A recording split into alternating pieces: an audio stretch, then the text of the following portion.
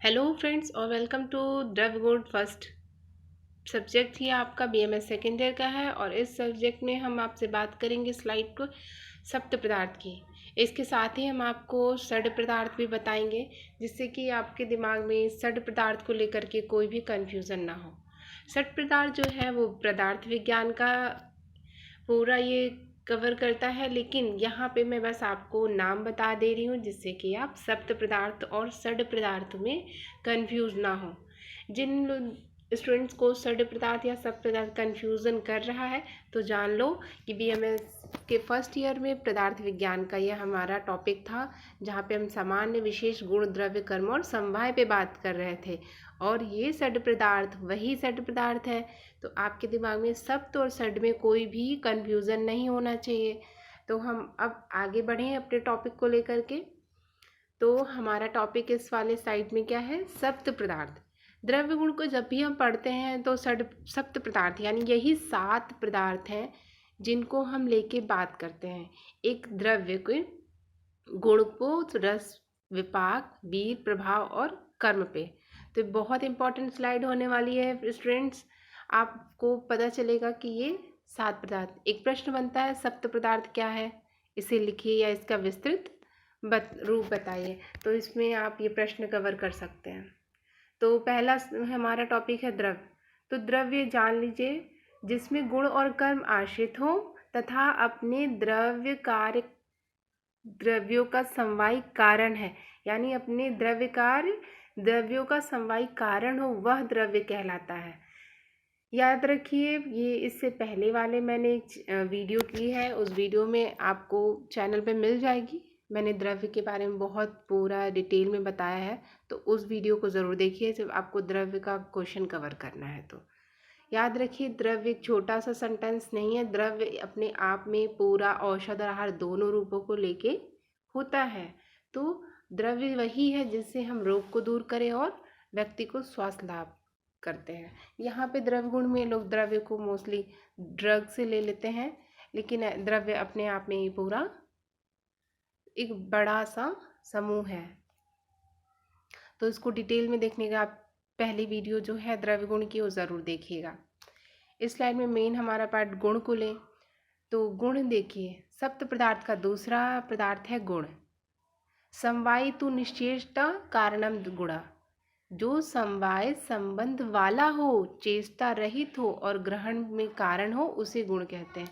यानी ये बात हो रही है समवाय तो चेष्टा। समवाय किसके साथ? द्रव्य के साथ। हम जानते हैं कि द्रव्य में गुण और रस जो होता है वो आश्रय भाव से होता है। समवाय का मतलब होता है अप्रत्यक्ष। अप्रत्यक्ष मतलब जो अलग ही नहीं होते हैं, यानी जब से द्रव्य है और जब तक रहेगा उसके साथ गुण भी उसके साथ रहेगा। तो गुण समवाय संबंध से रहता है और गुण ही कारण होता है, जिसके कारण हम, जैसे किसी का गुण, द्रव्य को जब हम लेते हैं तो उसके गुण के कारण होते हैं। कोई द्रव्य हमें क्यों चाहिए? उसका औषध गुण है उसका, इसलिए हम प्रयोग करते हैं। तो जब तक किसी की कोई अच्छाई या कोई गुण नहीं होगी, उसकी प्रॉपर्टी नहीं होगी, तो हम उसका प्रयोग नहीं करते हैं। तो गुण समझ गए होंगे आप। अब तीसरा पदार्थ है रस। रसस्य आस्वादता इति रसा। रासना, रासना यानी जिवा। रासना यानी जीवा, जीव की बात हुई है। रासना के अर्थ का नाम रस है। अर्थ का मतलब है ग्राह्य विषय, जिसे हम ग्रहण करते हैं। यानी कोई द्रव्य जब हम लेते हैं या कोई पदार्थ जब हम लेते हैं तो रासना जिस रूप में उसे ग्रहण करती है, हमें स्वाद का जो पता चलता है, वही क्या है? रस है। रस का आधार द्रव्य जल और पृथ्वी है। तो रस का आधार द्रव्य क्या है? जल और पृथ्वी।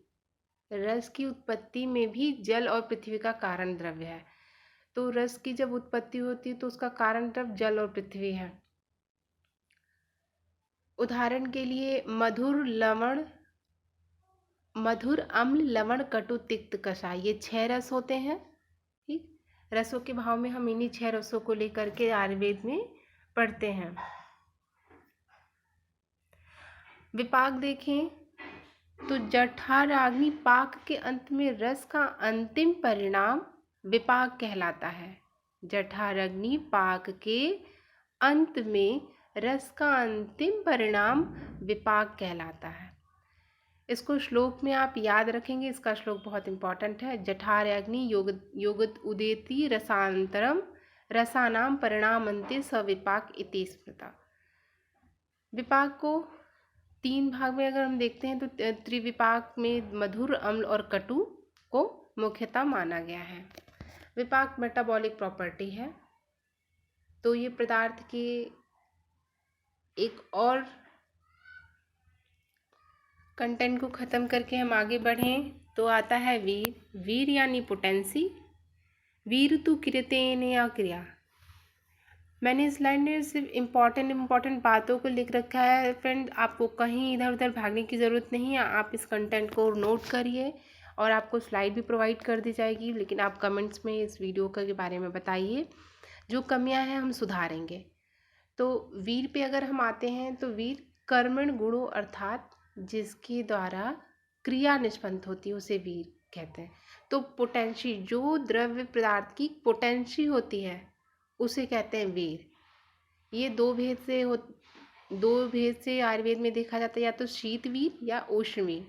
कुछ आचार्यों ने इसे 8 भी माना है, और 8 को देखो मैंने यहाँ बताया है, मृदु, तीक्ष्ण, गुरु, लघु, स्निग्ध, रुक्ष, उष्ण और शीत। तो ये 8 वीर को अष्टवीर में बताया है। यहाँ लिखी हुई कोई भी बात इधर उधर से नहीं है, सभी चरक संहिता से ली गई हैं और ये ऑथेंटिक बुकों से कलेक्ट किए हुए हैं। तो इन डाटा को आप एग्ज़ाम में खुल के लिख सकते हैं। अब बात आती है, बोर मत होना आप लोग, स्लाइड थोड़ी सी लंबी है बट कॉपरेट करिए। प्रभाव यानी स्पेसिफिक प्रॉपर्टी। रसादि साम्य यत कर्मा विशिष्ट तत्व प्रभावजम। अष्टांग हृदय में सूत्र स्थान में आपको मिल जाएगा ये। अर्थात जिस द्रव्य में रस वीर विपाक एक समान हो, वहाँ कर्म में भिन्नता हो, तो वहाँ कार्य कैसे होता है? प्रभाव से। तो सेम ऐसे ही जैसे कोई काम हो नहीं रहा, सभी एक जैसे हैं और वहाँ पे काम, अचानक नेताजी आए और उन्होंने एक अपने ऑर्डर दे दिया और वहाँ काम प्रभाव से, किसके प्रभाव से हुआ, वहाँ पे उनके प्रभाव से वहाँ कार्य जो रुका हुआ था वो भी कार्य हो गया। तो जब ऐसा कोई द्रव्य है, 2 द्रव्य लेते हैं, अगर उन द्रव्य में समान, जैसे मधुर रस भी है, उसका वीर शीत है दोनों का, लेकिन वहाँ पे एक कार्य की भिन्नता हो गई, एक ने कार्य किया और एक ने कार्य नहीं किया। तो यहाँ जो भिन्नता है, एक द्रव्य ने अपने प्रभाव से कार्य किया है। ये बहुत ही अच्छा उदाहरण होता है। अगर हम ये देखें तो आप प्रभाव का जब आप देखेंगे तो प्रभाव में है जैसे कि शिरीष या खदीर का, खदीर अपने प्रभाव से कुष्ठगन है, ठीक है। अर्जुन अपने प्रभाव से हृदय रोग पे काम करता है। तो ये प्रभाव से कार्य होते हैं। अब यहाँ पे हम बात करें, प्रभाव अपने विचार से शक्ति से परे है, अर्थात हम प्रभाव को अपने विचारों में नहीं रख सकते, उस पर कोई कॉन्सेप्ट नहीं लगता है, वो अपना अलग ही पोटेंशी से, स्पेसिफिक पोटेंशी होती है किसी एक द्रव्य की, तो वो प्रभाव है। कर्म की हम देखें तो कर्म, अब ये आखिरी स्लाइड है, कर्म है संयोगे च विभागे च कारणम द्रव्य आश्रितम कर्तव्यस्य क्रिया कर्म ना अन्यदे उपेक्षिते। यानी जो एक ही साथ संयोग और विभाग में कारण हो एवं द्रव्य के आश्रित हो, आपको पता है कर्म द्रव्य के आश्रित होता है, उसे कर्म कहते हैं।